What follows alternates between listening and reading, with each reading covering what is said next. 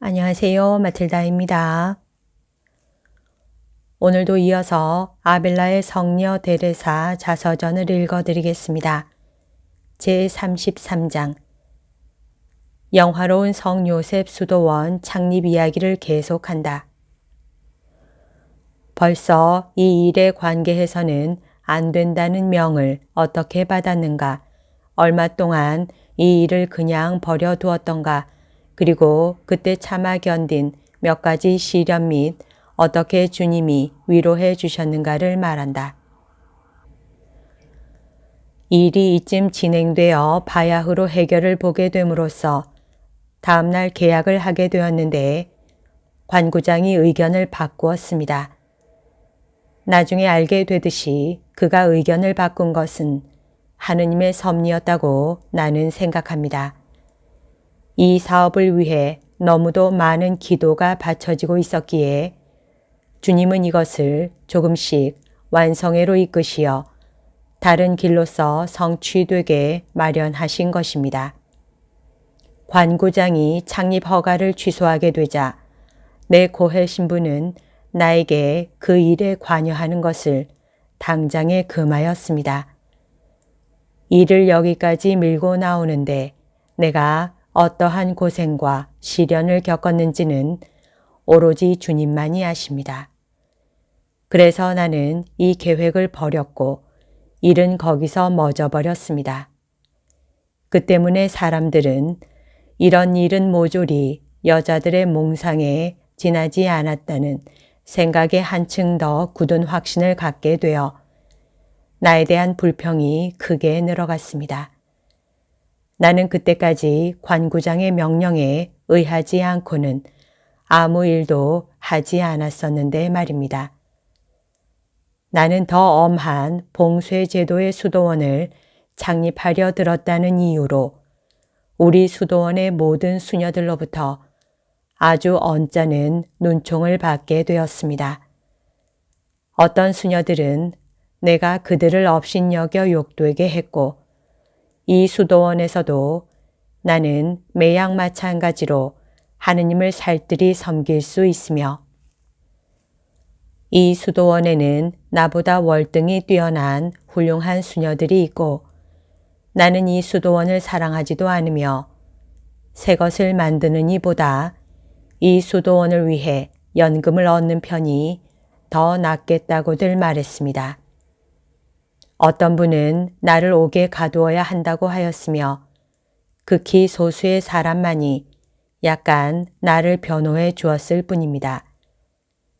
나는 그들이 많은 것에 옳다는 것을 잘 알고 있었고 때때로 그들의 이유를 인정할 때도 있었습니다. 하나 하느님의 명이라는 제일 중요한 핵심을 말할 수가 없어서 어쩌면 좋을지를 몰라 침묵을 지켰습니다. 때로 주께서 말할 수 없는 큰 은혜를 주셔서 이런 온갖 일에도 아무 불안을 느끼지 않고 그때까지 이 계획에 아무런 수고도 치르지 않았던 것처럼 이 계획을 쉽사리 또 기꺼이 단념할 수가 있었습니다. 아무도 또한 나와 연관이 있던 기도하는 사람들조차 그런 것을 믿지 못했습니다. 사람들은 오히려 내가 마음을 상하고 아주 부끄러워하리라 생각하였습니다. 내 고해 신부도 나의 이런 상태를 아예 믿으려 하지 않으셨습니다. 나로 말하면 내가 할 수 있었던 일은 모두 달성했다고 생각하고 있었으므로 주께서 명하신 일을 추구할 의무는 이제 없다고 생각하였습니다. 그래서 아주 만족스럽게 행복스러이 수도원에 있었습니다. 그렇지만 나는 그 시련의 길이 어디 있는지 몰랐으며 언제 어떤 모양으로 그것이 이루어질 것인지도 몰랐습니다. 그러나 확실히 그것이 성취되리라고 굳게 믿고 있었습니다. 나로서 제일 괴로웠던 일은 고해 신부가 한 번은 마치 내가 당신의 뜻을 어기고 무슨 일을 한 것처럼 나를 꾸짖었던 일입니다. 아마 주님은 내가 제일 깊이 사무치게 느낄 수 있는 방면에서 시련을 한껏 받기를 원하신 모양입니다. 왜냐하면 이렇듯이 박해가 한창인 가운데 조금이라도 나를 위로해 주셔야 할 고해 신부가 나에게 편지를 보내서 일어난 온갖 일에 비추어 보아 이 계획은 온전히 공상에 불과한 것임을 나도 알았을 테니 이제부터는 거기에 상관 말고 거기에 대한 이야기도 해선 안 되며 그것은 실제로 그 일로 해서 걸려 넘어짐을 나도 보았기 때문이라고 하시며 그 밖에도 나를 괴롭게 할 만한 여러 가지 사연을 덧붙이고 있었습니다. 이는 다른 모든 것을 합친 것보다 나를 훨씬 슬프게 했습니다. 나는 나 자신이 하느님을 배신하게 하는 기회와 원인이 되지는 않았는가 하고 걱정했습니다. 만일 내가 본 환시가 잘못된 것이라면 내 기도는 송두리째 꿈에 지나지 않고 나는 이만저만한 실수를 저지른 것이 아니며 미혹되어 버린 셈이 되는 것이었습니다. 이 때문에 나는 극도에 달한 상심으로 마음의 평화는 온통 깨뜨러져서 깊은 슬픔에 빠졌습니다. 그러나 결코 나를 버리지 않으시는 임은 이런 온갖 시련이 한창일 때 자주 나를 위로해 주시며 힘을 북돋아 주셨습니다. 그걸 새삼스레 여기서 말씀드릴 필요는 없을 것입니다. 임은 나에게 슬퍼해서는 안 된다. 주님을 거스르기는커녕 이번 일에 있어서 주께 매우 잘 봉사한 것이다. 하지만 지금은 그대로 고해 신부의 명을 따르고 다시 일을 시작하게 될 때까지는 침묵을 지키라고 하셨습니다. 이 말씀으로 나는 위로를 가득히 받았고 기쁨에 넘쳐 나를 향해 칼을 들고 덤비던 박해도 아무렇지 않게 생각되었습니다. 그때 주님은 임을 위해 참아 견디는 시련과 박해 안에 감추어진 커다란 선익을 나에게 가르쳐 주셨습니다. 실상 다른 많은 이익은 별도로 하더라도 내 영혼 안에 하느님의 사랑이 크게 증대했다는 것에는 나 자신도 놀랄 지경이었습니다. 그래서 나는 고통을 원치 않고 있을 수가 없게 되었습니다. 다른 사람들은 내가 몹시 부끄러워하리라 생각하였습니다. 실상 만일 주께서 그토록 넘치는 은혜로서 이렇게까지 나를 감싸 주시지 않으셨더라면 나는 그러했을 것입니다. 앞서 말한 하느님 사랑의 가장 큰 열정과 최고도의 황홀의 은혜를 받기 시작한 것은 이 무렵입니다. 하나 나는 침묵하였고 나를 가득 채운 보물을 아무에게도 말하지 않았습니다. 도밍고 회의 거룩한 수사님도 나와 마찬가지로 반드시 창립이 이룩되리라는 확신을 계속 간직하고 있었습니다.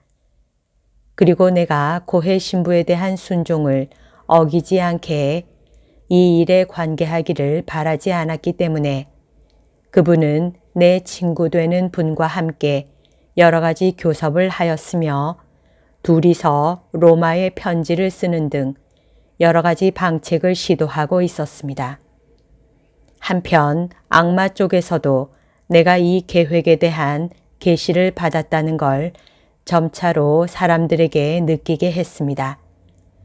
그들은 무서워 떨면서 나에게 와서 지금은 어려운 시대라 사람들은 나를 고소할 어떤 근거를 찾아서 종교 재판에 끌어낼지도 모른다고 했습니다.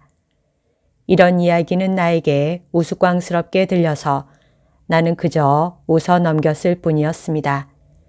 왜냐하면 이 점에 대해서 나는 아무런 두려움도 가져본 적이 없었으니 말입니다. 나는 믿음에 관한 모든 일에 대한 자신의 태도를 잘 알고 있었습니다. 나는 성교회의 법칙 가운데 가장 작은 것이나 혹은 성서 중에 어떤 진리를 위반한다는 판단을 받기보다는 차라리 1000번의 죽음을 당할 각오가 있습니다. 그래서 나는 이 점에 대해 걱정 말도록 할 것이며, 그리고 종교 재판을 두려워할 이유를 가졌다면 그건 내 영혼에 있어 더할 나위 없는 큰 불행이라고 말했습니다. 그리고 만일 그렇다면 나는 자진해서 법정에 출두할 것이고, 만약 사람들이 나를 허위로 고소한다면 주께서 구해 주실 것이니 결국 나는 이익을 얻게 될 것이라고 말했습니다.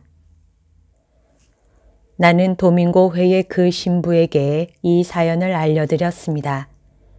앞서 말한 대로 그분은 뛰어난 학자님이시라 그분이 일러주시는 것을 하면 나도 마음을 놓을 수 있었으니 말입니다. 나는 이때 할 수 있는 한 똑똑히 내가 받은 환시, 기도 방법, 주께서 나를 가득 채워주신 크나큰 은혜를 말씀드렸습니다. 그리고 이 모든 것을 자상하게 조사해 주시고 성서에 위반된 무엇을 발견하신다면 그걸 말씀해 주십사고 했습니다. 요컨대 그분의 생각하시는 바를 들려주십사고 간청했습니다. 그분은 나를 크게 안심시켜 주었습니다. 그리고 이 일은 그분 자신에게도 유익이 된 바 있다고 나는 생각합니다.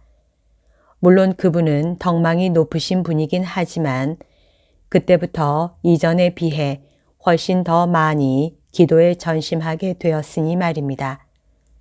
그리고 보다 더 이 수업에 전력을 기울이려고 아주 고요한 곳에 있는 자기 회의 수도원에 은퇴하여 2년 남짓하게 지냈습니다. 그러나 순명으로서 그곳을 떠나지 않으면 안 되었는데 이것은 그분에게 괴로운 일이었습니다. 그분과 같은 인품은 다른 곳에 필요했던 것입니다. 그분이 떠나셨다는 것은 어떤 의미에서 나에게 괴롭게 생각되었습니다. 그러나 그 일이 나에게 크나큰 공허감을 남겼음에도 불구하고 나는 그의 출발을 막지 않았습니다. 실상 나는 그분이 그 은둔 생활에서 얼마만큼의 선익을 거두게 된다는 것을 알았습니다. 그 이유는 어느 날 그분이 떠난 것을 퍽 슬퍼하고 있는데 주님은 나에게 슬퍼 말고 오히려 마음의 위로를 가져야 할 것이니 신부께서는 좋은 인도자의 손에 인도를 받고 있다고 하셨습니다. 과연 그대로 그의 영혼은 말할 수 없는 선익을 얻어 기도 정신에 현저한 진보를 보이고 되돌아왔습니다. 그분은 무슨 일이 있어도 그곳에 가지 않았더라면 좋았을 것이라는 생각을 품게 되지는 않을 것이라고 나에게 말씀하셨습니다. 나도 같은 말씀을 드릴 수가 있었습니다. 왜냐하면 그전에는 다만 그의 학문의 도움으로 나를 안심시키고 위로해 주었지만 이때부터는 초자연적인 것에 관해서 친히 겪은 풍요로운 체험을 통해 도와주게 되었으니 말입니다. 하느님은 당신 친히 창립을 원하신 이 수도원 문제를 위해서 이러한 도움이 필요하다는 걸 보신 그때 그분을 돌려주신 것입니다. 그런데 나는 앞서 말한 저 침묵 중에 머물러 5개월인지 6개월 동안 이 문제에 관여하지 않고 거기에 대한 한마디의 말도 없이 지내왔습니다. 그리고 이동안 주님도 그 일을 계속하라는 명은 결코 내리시지 않으셨습니다.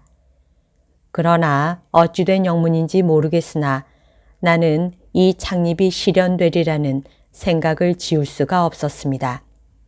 이 기간이 끝나갈 무렵에 예수회의 원장님이 이 고장을 떠나게 되었고 대신 주님은 아주 영신적 길에 뛰어나며 용기와 판단력과 높은 학식을 갖춘 다른 분을 이곳에 인도하셨습니다. 그 당시 내 영혼은 아주 절박한 상황에 놓여 있었습니다. 왜냐하면 내 고해 신부는 한 분의 장상에게 종속되어 있었고 예수회의 모든 신부들과 마찬가지로 그분도 웃 어른의 뜻을 따라 행동하는 것을 자신에게 엄한 의무로 지우고 계신 터라 내 마음속을 잘 알고 또한 나의 드높은 진보를 강력히 바라고 있음에도 불구하고 어떤 일에 대한 결단을 감히 내리지 못하고 있었으니 말입니다. 물론 거기에는 그분 나름의 많은 이유가 있었습니다. 그러나 내 영혼은 너무나도 세찬 열정을 느껴 속박되어 있는 것은 참기 어려운 고통이었습니다. 그렇다고 하지만 나는 고해 신부의 명에서 빗나가는 짓은 조금도 하지 않았습니다. 어느 날 나는 고해 신부가 나를 믿어주지 않는 것 같이 생각되어 깊은 슬픔에 잠겨 있었는데 주께서 슬퍼해서는 안 된다. 이 괴로움은 곧 끝날이라고 말씀하셨습니다. 이 말씀은 내가 곧 죽게 된다는 뜻이리라 생각하고 기뻐하여 맞이 않았습니다. 그래서 이 말씀을 되새길 적마다 무척 큰 기쁨을 느꼈습니다. 나중에야 이것이 방금 말씀드린 저 원장님이 오신다는 뜻임을 똑똑히 알았습니다. 그 이유는 그분이 온 다음에 내 고통은 사라졌으니 말입니다. 이 원장님은 내 고해 신부인 부원장님의 자유를 방해하지 않을 뿐더러 오히려 나를 위로하도록 하고 아무것도 두려워할 필요는 없으며 이렇듯 옹색한 길로 나를 인도하지 않도록 하고 그리고 내 안에서 하느님의 영이 활동하시는 대로 맡겨두라고 말씀하셨습니다. 실상 때때로 내 영혼은 저 열정의 격렬함에 떠밀려서 숨도 쉴 수 없을 지경이었습니다. 원장님은 나를 만나러 왔습니다. 그리고 내 고해 신부는 완전히 자유롭게 그리고 할 수 있는 대로 똑똑히 내 영혼을 그분에게 알리라고 명하였습니다. 나는 그처럼 밝혀 말하는 데는 몸서리 칠 만큼 실증을 느끼는 것이 보통이었는데 이번에는 고해소에 들어서자 무엇인지는 모르나 영혼 안에 여태까지 그리고 그 후에도 아무에게서도 느껴본 일이 없는 느낌을 느꼈습니다. 그것이 어떤 것인지 비유를 들어 말할 수는 없습니다. 그건 진정 영신적인 기쁨이었으니 이 영혼은 내 영혼을 틀림없이 이해한다는 것과 내 영혼과 잘 맞는다는 걸 뚜렷이 간파할 수 있는 것이었습니다. 그러나 거듭 말씀드리거니와 그것이 어떻게 해서 그런지는 나로서는 모릅니다. 만약 내가 그 전에 그분과 이야기해 본 적이 있거나 또는 다른 사람한테서 그분이 훌륭한 분이라는 말을 들은 일이 있다면 그분이 나를 이해해 주리라는 생각에서 내가 느낀 기쁨도 별로 놀라운 일은 아닐 것입니다. 하나 우리는 서로 이야기해 본 적이 전혀 없었고 나는 그분에 대한 말을 그 누구에게서도 들은 적이 없었습니다. 후에 나는 내 생각이 조금도 틀리지 않았다는 걸 알았습니다. 왜냐하면 그분과의 영신적 대화로 말미암아 온갖 점에 있어서 내가 받은 영혼의 선익은 대단한 것이었으니 말입니다. 그분과의 사귐은 하느님께서 이미 많이 진복해 한 사람들에게 아주 유익합니다. 그분은 이들 영혼을 한 걸음 한 걸음 걸음마를 시키는 것이 아니라 달리게 합니다. 그분이 취하는 방식은 영혼들을 절대적으로 이탈해로 이끌고 억제를 배워 익혀 체득하게 하는 것입니다. 하느님은 그분에게 이 점에 있어서 그 밖에 다른 많은 것에 대해서와 마찬가지로 특별한 재능을 베푸셨습니다. 그분과 이야기를 나누게 되자 나는 즉각에 그분의 하는 방식을 알아들었습니다. 그리고 그분은 맑고 거룩한 영혼이며 영을 식별하는 특별한 은총을 하느님께로부터 받고 있다는 걸 알았습니다. 이건 진정 나에게 여간 큰 위로가 아니었습니다. 그분과 이야기하게 된 지 얼마 안 가서 주님은 나에게 재차 수도원 문제를 다루도록 촉구하시기 시작하셨습니다. 그리고 그분들이 나를 방해하지 않도록 고해 신부와 이 원장님에게 숱한 이유와 사정을 설명하도록 하셨습니다. 이 중 어떤 일은 그분들을 두렵게 했습니다.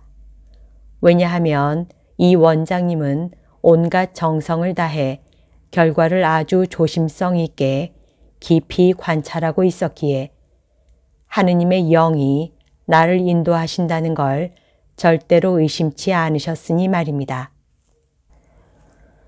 하여튼 여러 사정이 있어서 그들은 내가 이 문제를 추진시켜 나가는 것을 감히 방해하지 않았습니다.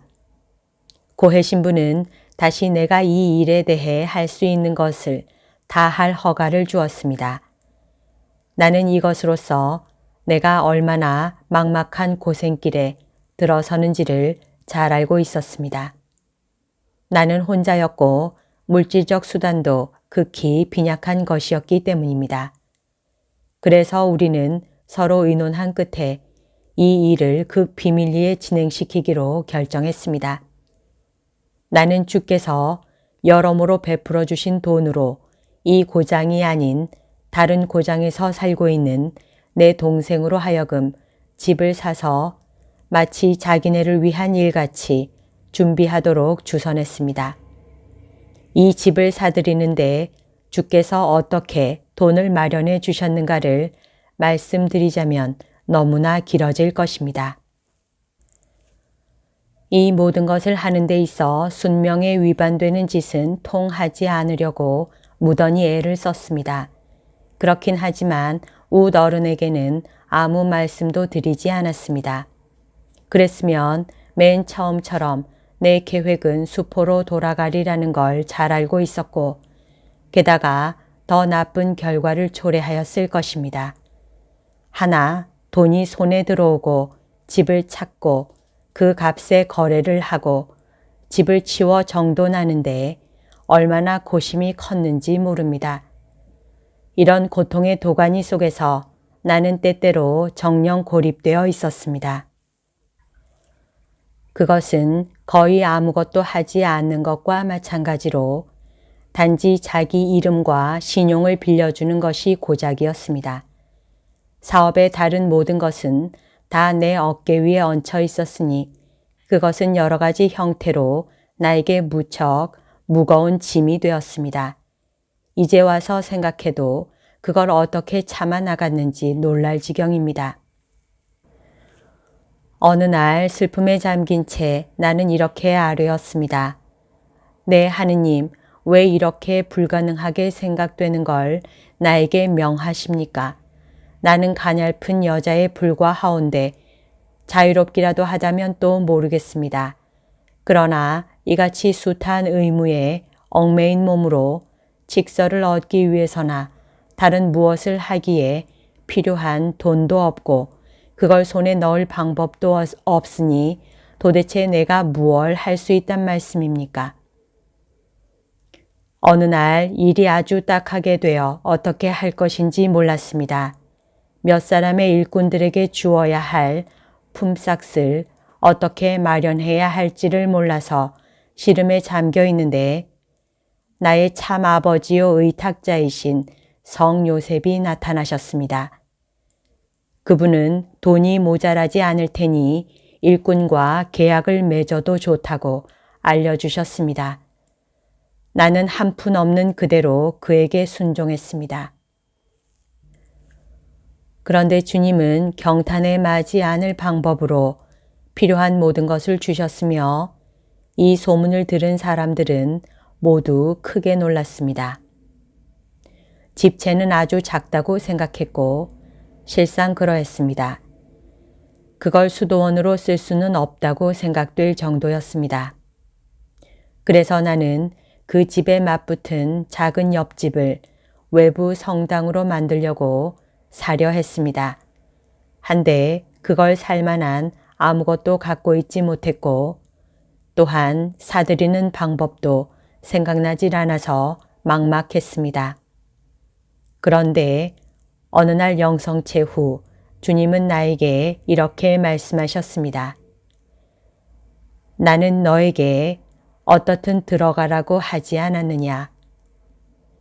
그리고 탄식하시는 어조로 덧붙여 말씀하시기를 오 인간의 탐욕스러움이여 너는 땅까지 부족하다고 생각하는구나. 나는 몇 번이나 몸 담을 곳 없이 지붕 없는 노천에서 잠들었던가. 이런 말씀에 나는 놀라 당황했습니다. 그리고 주님께서 하신 말씀이 맞다는 걸 알았습니다. 나는 이 작은 집에 가서 도면을 그려보았는데 작기는 하지만 넉넉히 수도원으로 모양을 바꿀 수 있다고 생각되었습니다. 그래서 나는 더 이상 다른 또 하나의 집을 사려는 걱정을 하지 않고 다만 살아갈 수 있도록 그 집을 정돈시켰습니다. 세공하지 않은 채 극히 검소하게 단지 건강에 해롭지 않게 배려하여 마련했으니 이 점은 언제나 항상 유의해야 할 사정입니다. 성녀 글라라의 축일에 내가 성체를 모시러 가려는데 성녀가 말할 수 없이 곱고 아름다운 빛나는 모습으로 나타났습니다. 성녀는 나에게 용감하게 내 계획대로 진행하라 하면서 자기가 도와주겠다고 말하였습니다. 나는 이때부터 성녀에게 큰 신심을 갖게 되었습니다. 그리고 성녀가 한 약속은 정말 그대로 이루어졌으니 우리 수도원 근처에 있는 성녀의 수도회 중 한 수도원이 우리 생활을 도왔습니다. 이 수도원에서는 성녀가 당신 수도원에서 지키시던 것과 꼭 같은 청빈을 지키며 그보다도 훨씬 더 중요한 일은 성녀가 내 소망을 조금씩 아주 오롯한 것으로 다듬어 주셔서 우리도 희사를 받아 생활하는 것입니다. 우리가 이와 반대되는 생활을 하지 않도록 그리고 절대로 연금을 갖는 일이 없도록 교황 성하의 권위로서 이 점을 인가해 주시도록 하기까지 나의 노고는 적은 것이 아니었습니다. 주님은 또한 보다 많은 일을 돌보아 주셨는데 그건 틀림없이 축복받으신 성녀의 전구 덕분일 것입니다. 주님은 우리가 아무에게도 청하지 않았는데 필요한 것을 퍽 풍요롭게 베푸셨습니다. 주님은 매사에 찬미 받으소서. 아멘. 그 무렵 하늘에 올림을 받으신 성모님의 축일에 나는 영광스러운 성 도밍고 회의 어느 성당에 있었습니다. 나는 이전에 그곳에서 고해 성사를 받은 수없이 많은 죄와 내 비참한 생애에 어떤 특별한 일을 회상하고 있었습니다. 그때 갑자기 아주 큰 황홀경에 들어가 그만 자신 안에 있지 않는 것 같았습니다. 나는 의자에 앉았습니다. 이젠 거양성체를 바라볼 수도 없고 미사에도 참여 못할 것만 같았습니다. 이것은 나중에 걱정거리가 되었습니다. 내가 이런 황홀경에 있을 때 희고 빛나는 옷이 입혀진 것 같았습니다.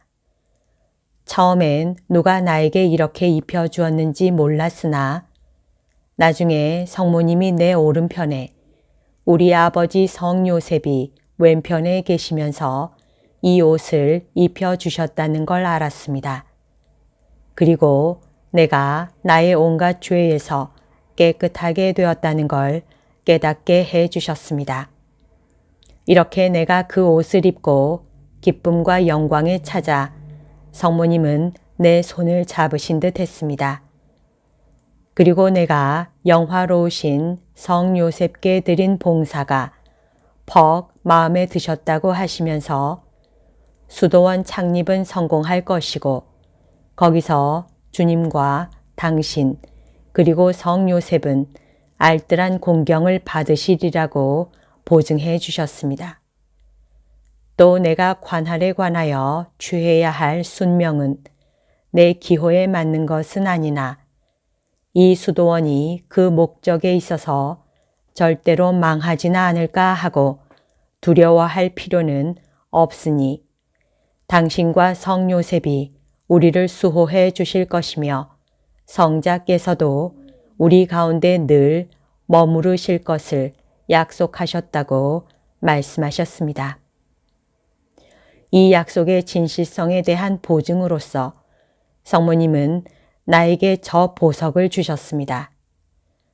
성모님은 내 목에 더없이 값진 십자가가 달린 지극히 아름다운 금 목걸이를 걸어주신 듯 싶었습니다. 이 금과 보석은 이승의 것과는 너무 달라서 도저히 비교가 되지 않습니다. 그 아름다움이란 우리가 상상할 수 있는 것과는 온통 딴판이니 말입니다. 오성도 이 복장이 무엇으로 만들어졌는지 알 길이 없고 또한 하느님께서 당신 마음대로 나타내시는 그 하얀 빛을 어떻게 말해야 할지 모르겠습니다. 이승에 있는 온갖 것은 말하자면 그름으로 그린 그림에 지나지 않는 것 같습니다. 성모님의 아름다우심이란 정말 더 없는 것이었습니다. 하지만 나는 그 얼굴 모습의 특별한 점을 분별할 수가 없었습니다. 그저 전체 용모를 보았을 뿐입니다.